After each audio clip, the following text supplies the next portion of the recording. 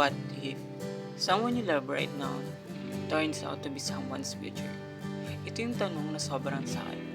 Yung taong pinaglaanan mo ng panahon, oras, hindi rin pala kayo magiging kayo sa bandang uli. Yung kahit ang dami-dami ng memories na magkasama kayong dalawa. Yung mga problema na nalampasan ninyo na magkasama. Sa huli, hindi rin pala magiging kayo. Yung parehas niyong binuo yung mga sarili niyo.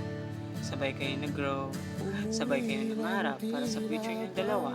Sabay kayo nagplano, pero sa huli, yung mga pangako niyo pala para sa isa't isa, ay sa iba pala nakalaan. May nabasa nga ako sa Facebook.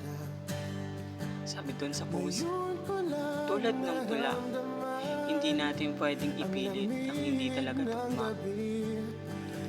Ang sakit lang isipin, di ba? Ang sakit lang yung taong binuo mo ay sa ibang tao pala nakalaan. At ang lesson lang, at ang role mo lang sa talaga sa buhay niya ay maging lesson. Kung sa iyo nahaba-haba ng pinagsamahan niyong dalawa, ay hindi rin pala kayo magkakatuluyan. Yung tipong kahit gustuhin niyo pang mag-work out yung relasyon niyong dalawa, kung hindi talaga kayo para sa isa't isa, hindi talaga mag-workout. Siguro may mga purpose lang tayo talaga sa mga buhay ng isa't isa. Siguro kaya dumating siya sa buhay natin kasi parang maging character development niya tayo. Binuo natin siya para maging better person. Pero sa ibang tao pala siya nakalaan. Alam kong masakit, pero ito yung tandaan niyo. Siguro may tamang taong para nakaraan.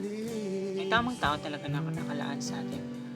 Marahil sa ngayon masakit, pero kailangan natin tanggapin na baka yung taong minaamahal mo ngayon ay hindi pala para sa iyo.